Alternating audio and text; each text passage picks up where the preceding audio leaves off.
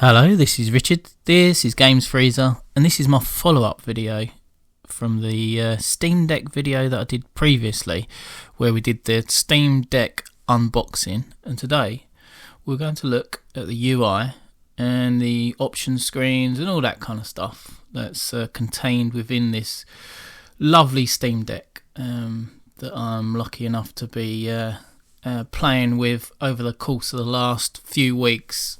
Really happy with it so far, but I just wanted to give you kind of a bit of a whistle-stop tour in terms of what it looks like, how you interact with it, all the rest of it, you know, all that good stuff. Maybe some things that I've noticed over the last few weeks, good and bad, you know. So in terms of the bad, the thing that slips into my mind immediately is the battery life. When I'm playing something like Elden Ring, basically gets to about, I don't know, maybe 2 hours roughly, maybe hour and a half I'd say, and I do get it. I mean, obviously Elden Ring is an intensive game in terms of using resources on the Steam Deck, because it's a miracle actually that it actually runs so well on the Steam Deck, considering how much of a big game it is, etc. So I can kind of understand why it wouldn't run too long on the deck in terms of the battery life. Something like Arcade Paradise, or we was recently playing some Among Us, you'll get obviously a longer battery life when you're playing those games, because they're less intensive in terms of resources. So that's kind of thing that immediately jumps to mind. But the thing is, the actual charger that comes with the Steam Deck is really good. It's very high powered, very quick to charge, and you can basically, if you're running low, you can plug in, play. I've been playing Elden Ring whilst being plugged in with 5%, and it's charging at the same time that it's that you're playing, so you're not in kind of power debt, so to speak, that you're going to run out of charge while you're charging and playing. So that's the good thing. That's the good thing around that. Anyway, let's stop jibber jabbering and let's start having a little look. So what should we do first? Shall we? Let's check the menus first, I'd say. Let's check the menus. So I've actually connected up a PlayStation 4 Bluetooth controller to do this demo, so I can capture directly from the Steam Deck itself and use the PS4 controller, which is nice. So right, we've got the buttons that are showing on the screen for the Steam Deck actually showing up as the PlayStation buttons, which is really cool. So you got the PlayStation logo on the PS4 controller, that's actually the menu button, which is nice, and you can see that on screen in the bottom left. Where shall we go? So this is the Steam button basically on your Steam Deck, and that takes you in here. So you can either go home, go hard, or go home. You can either go to your library, so that's pretty cool. What else have we got here? The store, so directly into the Steam store, which kind of opens a web page rather than an actual sort of native app, which is kind of odd, but I think the web page has been tailored specifically for the Steam Deck, so I kind of get it why they do it that way. But I think it would probably be a bit more streamlined if it was kind of an app built into the Steam Deck itself rather than sort of searching on the web page. But yeah, understand that. But that's pretty cool. That's that. What else have we got down here? You got your friends and chat, which I don't really use because I haven't got any kind of Steam friends. Poor old me. Media. Haven't opened that up. I think that might be something to do with pictures shared potentially. Downloads. So that's obviously anything that needs downloading. Oh look, there's an Elden Ring update completed today, 12:39. Didn't know that. I'll have to check that out. Only a small one by the looks of it. Same with Arcade Paradise. Right, okay, so that's that. So that's all the kind of stuff you would actually see generally on your Steam interface if you were logged into a desktop. Then you got your settings. So this is where you can start tinkering with your Steam Deck what it displays, how it displays it. You know, your general settings there. You got your system settings. So it basically enables you on these system settings to opt into your beta participation, or beta, whatever you want to call it, and allowing you to get the new updates to things that are in beta, which is quite cool. So I thought I'd opt into that because I had a few issues initially, and I haven't had them for a while, but I had issues initially with syncing cloud saves between desktop and Steam Deck, but that seems to have sorted itself out. And I don't know whether that's because I've opted into the beta and they've found a fix prior to it going live across the wider population, or whether it was just a part of a general update, or whether it's just the game. You know, I'm not sure, but it seems to have sorted itself out. Before I started this video, I actually had a software update as I started up the Steam Deck. Now, I kind of get, I don't know, I'd say 2 or 3 a week, I'd reckon.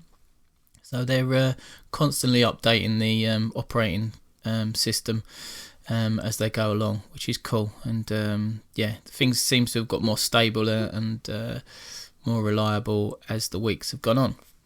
Enable developer mode, obviously for devs. Not sure about that. Haven't done anything like that. SD card. So you got an SD card slot. So you can just literally pop a micro SD in there, straight into the Steam Deck, and then if you've got it in there, you can format it directly, and then away you go. You can start importing files in directly to the Steam Deck, which is really cool. I mean, and that enables you to do a whole host of things, emulation, all the rest of it. So this really is and really could be the ultimate emulation machine. Right, what else we've got? Host name Steam Deck, OS name, and we've got all the different variants and versions and build numbers, etc, etc.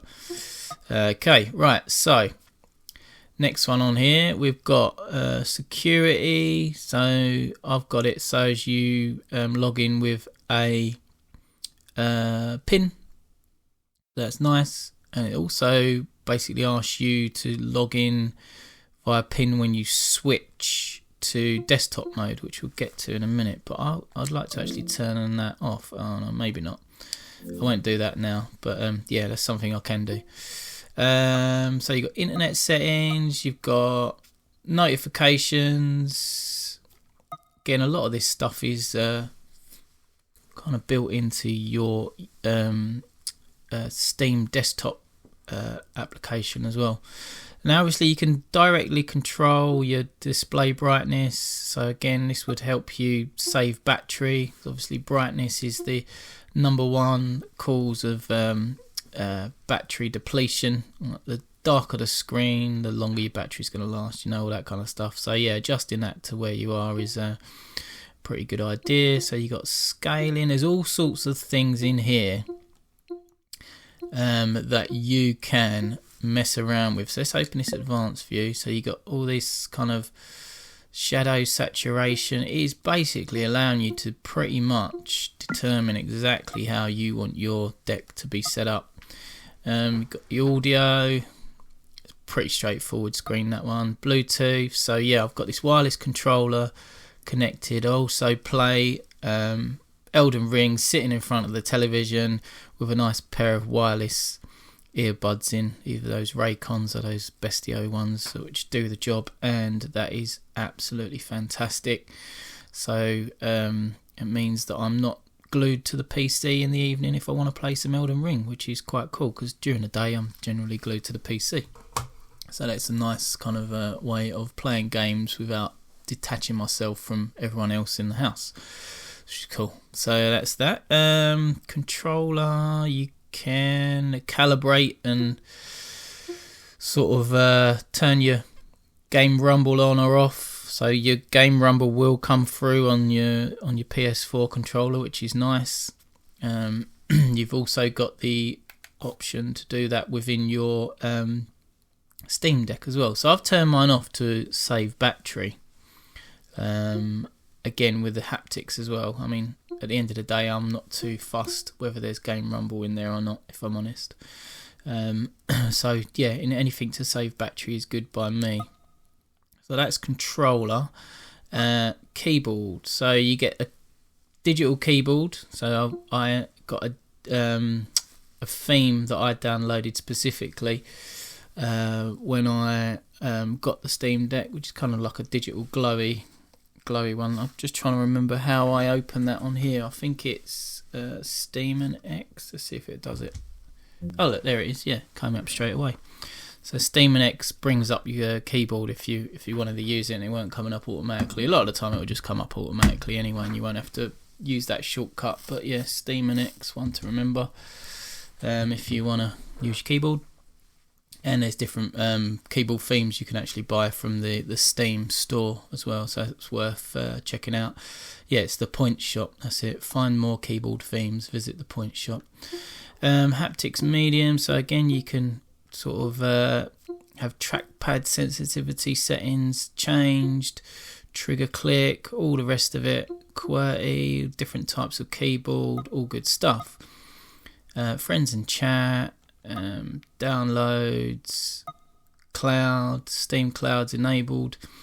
So I did a really good test actually. I played Elden Ring using my desktop, but then streaming it directly to the Steam Deck, and it was flawless, absolutely flawless. And obviously that depends on internet connection, etc.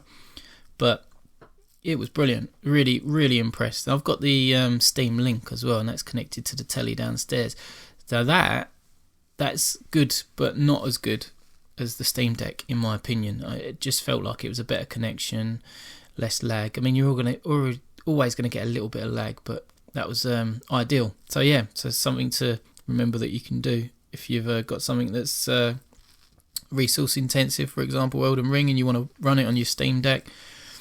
And not lose your settings that you've got on your Windows PC using your nice graphics card. So it's a good way of doing it. Anywho, down to family, so actually sharing, remote play. Sorry, remote play is the one that I used to stream gameplay directly to the Steam Deck, not cloud. So yeah.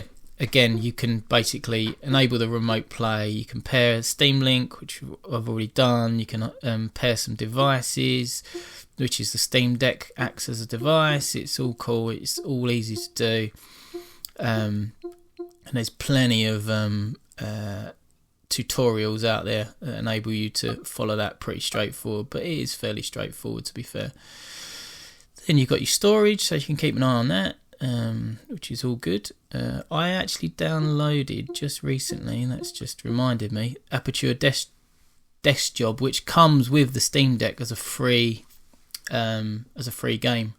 So I haven't played it yet. I think it's fairly short, but it looks actually really cool, and I'm very excited to be playing it. The other game I played a lot of is Vampire Survivors, which is the first game I downloaded directly onto the Steam Deck.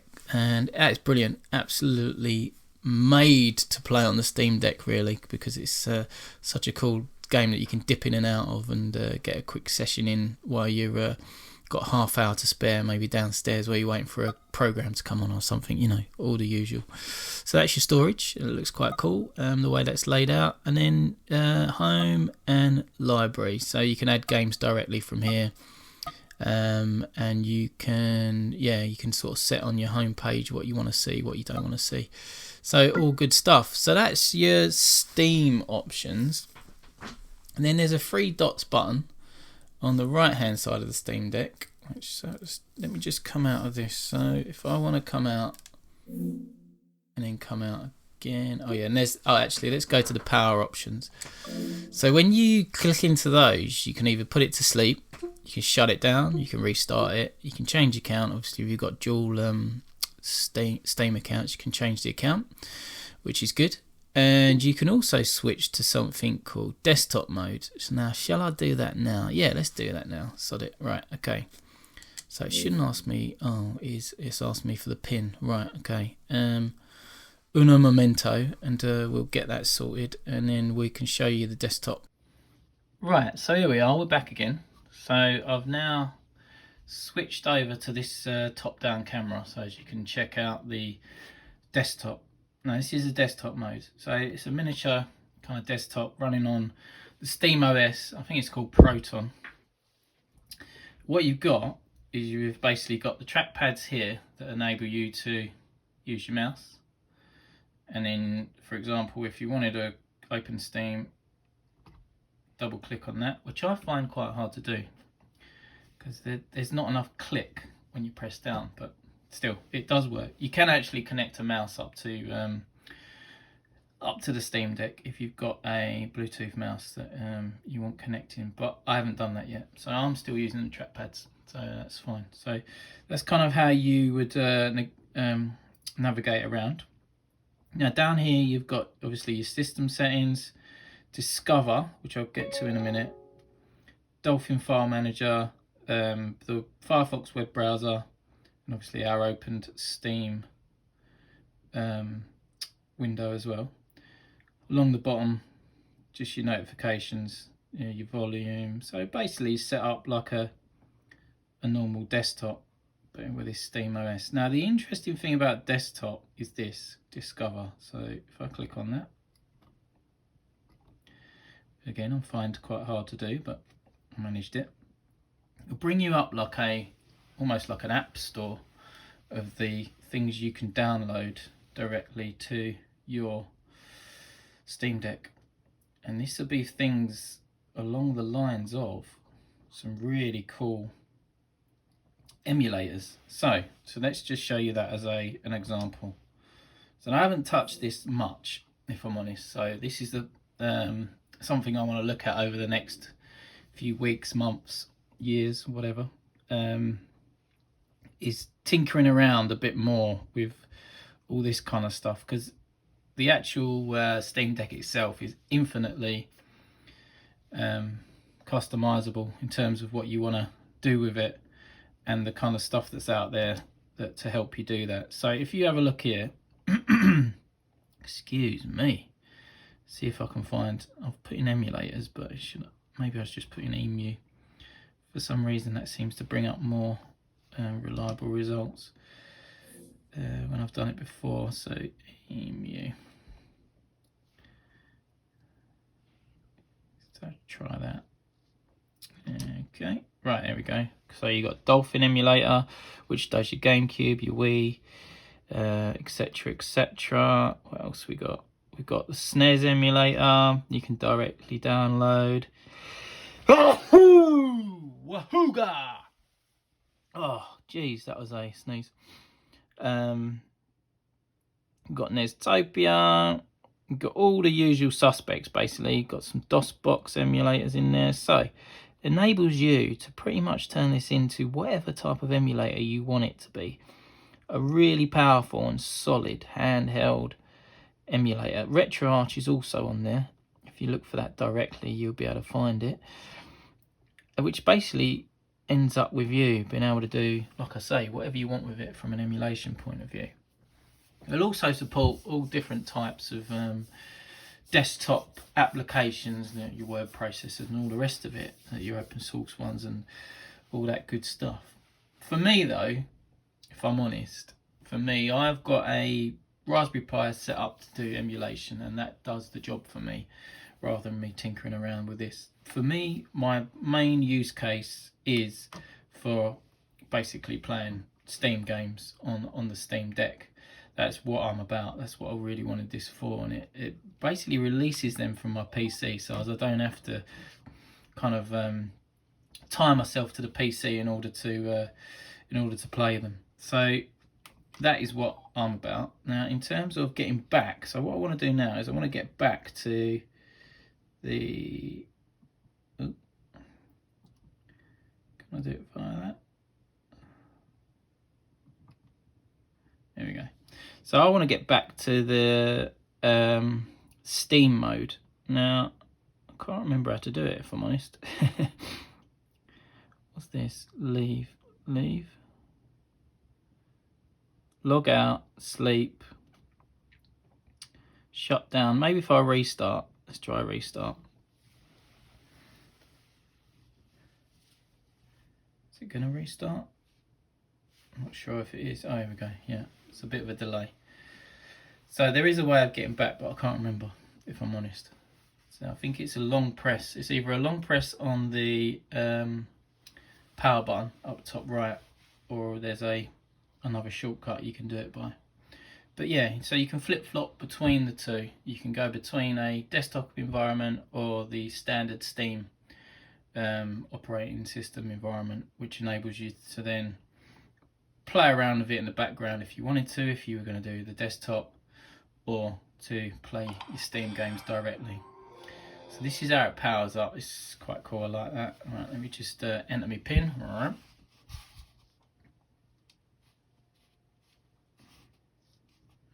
Right, and then we're back in to Steam Deck OS, the default view for all your games and everything else. So, shall we play a game?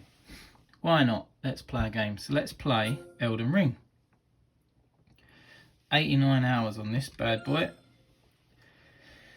Generally, it's been reliable. Sometimes it will hold up on this screen. It will go to a white screen and not loading. So I've had to kind of reload it a few times, but this looks promising. So this is the white screen that sometimes gets stuck on. Let's just let it load in, you can see.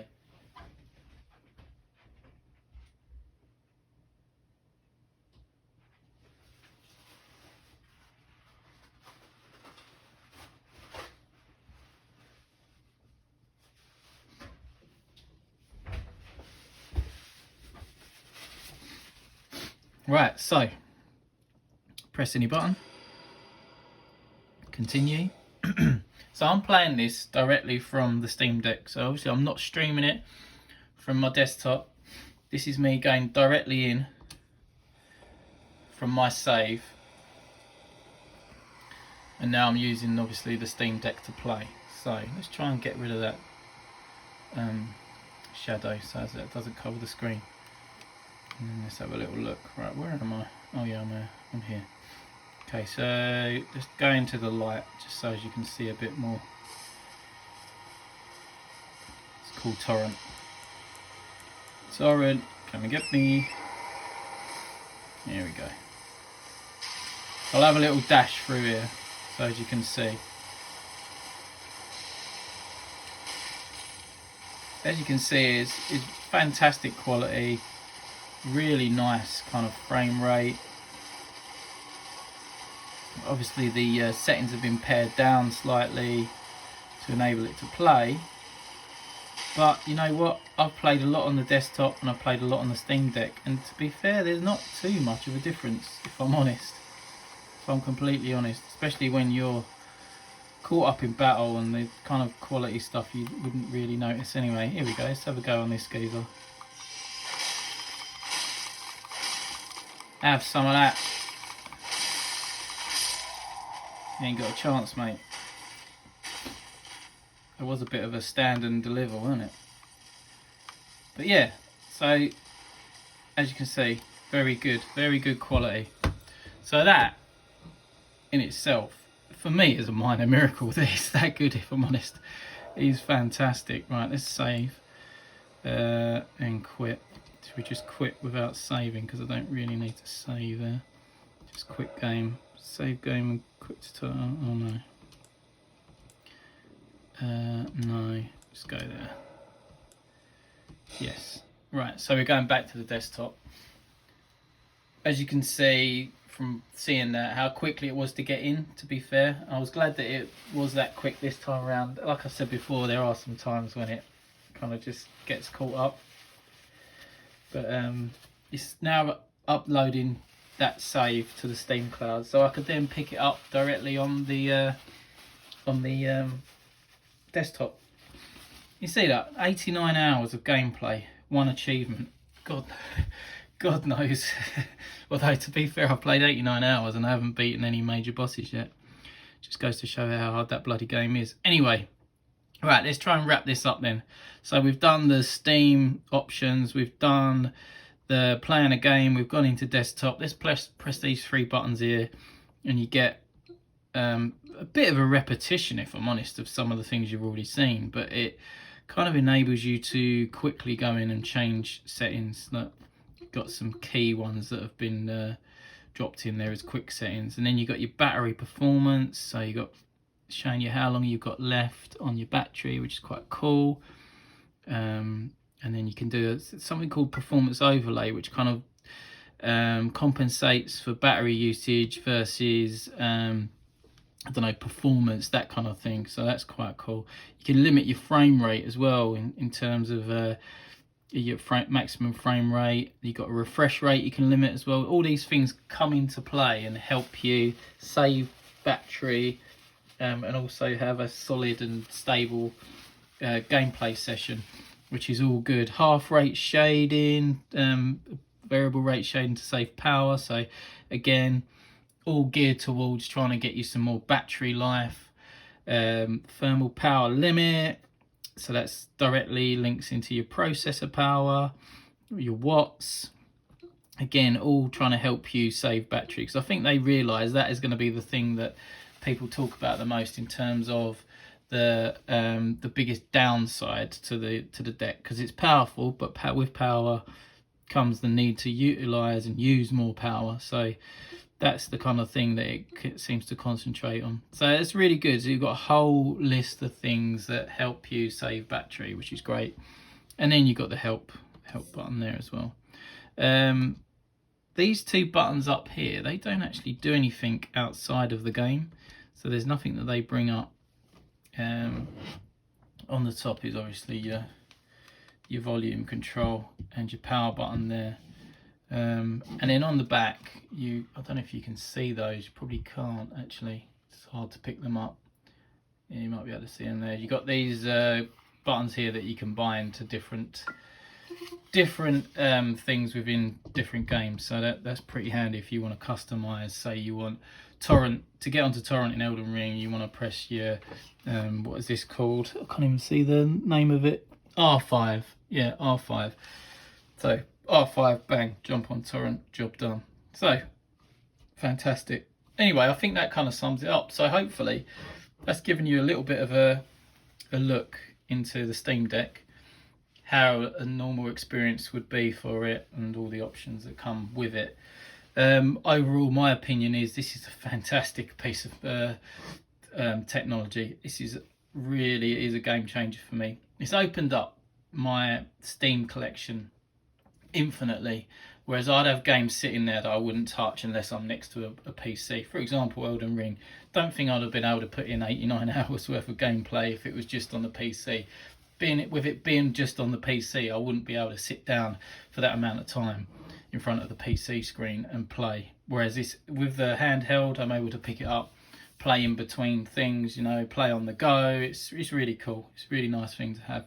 So that's the biggest selling point for me. For others, it will be the fact that you're able to tinker with it and make it into something exactly the way you want it. And maybe down the line, that's what I'll start doing with it as well, as I look into some cool projects that other people have done.